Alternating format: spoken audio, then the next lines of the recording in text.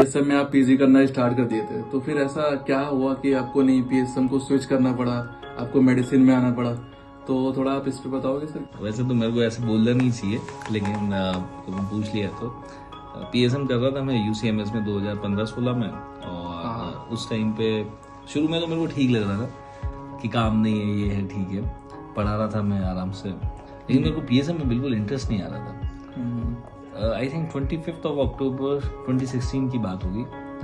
उस दिन मेरे दिमाग में क्या जचा पता नहीं, मैंने उस दिन सोच लिया कि पीएसएम मैं नहीं करूंगा जिंदगी में, मैं चाहे प्लेन एमबीबीएस रह जाऊंगा, लेकिन मैं ये नहीं करूंगा। मैं नहीं कह रहा हूँ कि ब्रांच बुरी है, ब्रांच सब जिसको अच्छी लगे, मेरे लिए वो सही नहीं थी। तो उस दिन मैंने ठान लिया मैं छोड़ दूंगा और मैं प्लेन एमबीबीएस ले लूंगा, चलेगा, क्योंकि उसके 45 डेज के बाद में नीट पीजी का एग्जाम था। तो मेरे को ये था कि यार कैसे भी करके 45 डेज में अगर मेरे बेस्ट दे दूंगा ना, तो मैं कुछ ना कुछ निकाल लाऊंगा। और भगवान ने भी यही चाहा और किस्मत अच्छी रही तो मेडिसिन मिल गया। सर आप मोटिवेशन कहाँ से लाते हो? मोटिवेशन ऐसे तो कोई दुकान पे देख मिलता नहीं है, और मुझे लगता है सबका अपना अपना एक कैरेक्टर होता है। कि कुछ लोग है ना, उनको दुखी रहना ही पसंद होता है, वो दिन भर दुखी गिनाते रहते हैं। ऐसा नहीं कि किसी की लाइफ में दुख है ही नहीं, सबकी लाइफ में कुछ ना कुछ दुख है।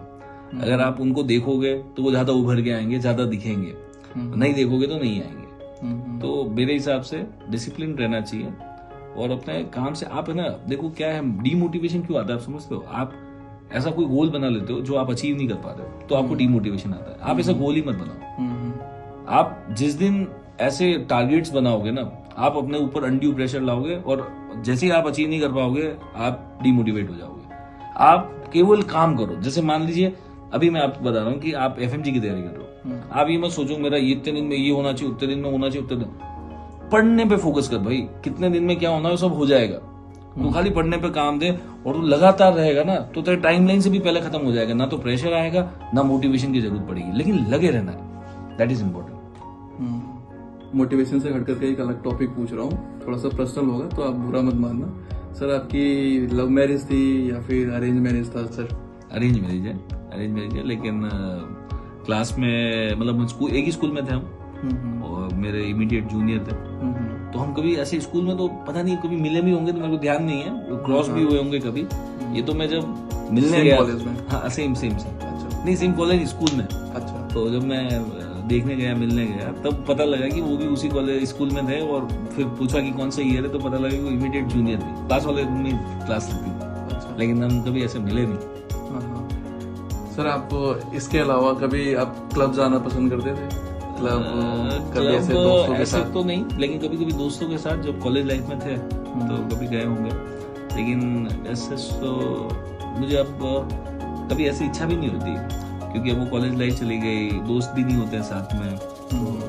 और मेरे को लाउड नॉइस पसंद भी नहीं है, ड्रिंक नहीं करता हूँ, स्मोक नहीं करता हूँ, तो एनवायरनमेंट भी मेरे को इतना अच्छा नहीं लगता। सर आप क्लासेस लेने के बाद से जो टाइम बचता है आप उसमें क्या करते हो? आपकी हॉबीज क्या है? आप उन टाइम में करते क्या हो? हॉबीज में ऐसा तो कोई खास नहीं है, सोना अच्छा लगता है और नेटफ्लिक्स पे मूवीज देखना भी अच्छा लगता है। पढ़ना मेरे को बिल्कुल अच्छा नहीं लगता। होने के लिए मेरे पास किताबें तो हैं, मैं लाता तो हूँ जोश जोश में, पढ़ता कभी नहीं। वो पड़ी हुई है घर पर, घर वाले भी परेशान है, पढ़ता नहीं है तो लाता क्यों? और बाकी मेरे को नए नए आइडियाज पे काम करना अच्छा लगता है। मतलब ऐसा बिजनेस कर सकते हैं, वैसे कर सकते हैं, चले नहीं चले अलग बात है, लेकिन दिन भर मेरा फितूरी चलते रहता है। तो कुछ इस तरीके के काम है। और मेरे को क्रिकेट खेलना अच्छा लगता है, लेकिन मौका ही नहीं मिलता। अब मैं वो कॉलेज लाइफ को इतना मिस करता हूँ ना, वो क्रिकेट बैडमिंटन अब है ही नहीं, क्या कर सकते हैं, ये लाइफ जटिलताएं खत्म ही नहीं हो रही। पढ़ाने के अलावा आपका कोई और अर्निंग सोर्स अदर देन पढ़ाना, आपकी बेस उससे ज्यादा कुछ? ये तो क्या है कि बहुत ही वो पर्सनल क्वेश्चन है, सब कुछ तो यहाँ डिस्क्लोज नहीं कर सकते, लेकिन हाँ मेरे पढ़ाने के अलावा भी दूसरे काम भी है, कुछ छोटे मोटे बिजनेसेस हैं। और भी मैंने आपको बताया ना, वो फितूर रहता है कुछ कुछ नया नया करने का, तो छोटा मोटा कुछ कुछ करते रहता है। एंड होपफुली थिंग्स आर और काफी ठीक चल रहा है भगवान की दया से। तो देखते हैं अभी कैसा रहता है आगे। सर आपने इतना कुछ किया है अपने लाइफ में, तो आप हमें क्या मैसेज देना चाहोगे कि कैसे अपने लाइफ को हम आगे ले जाए, क्या करें, कैसे करें? क्योंकि सबको थोड़ा बहुत अप एंड डाउन चलता रहता है, तो आप क्या बोलना चाहोगे हमारे लिए? अपने आप पे विश्वास करो, आप में खूब पोटेंशियल है। ये केवल आपके दिमाग की बाधाएं हैं जो आपको रोक रही है।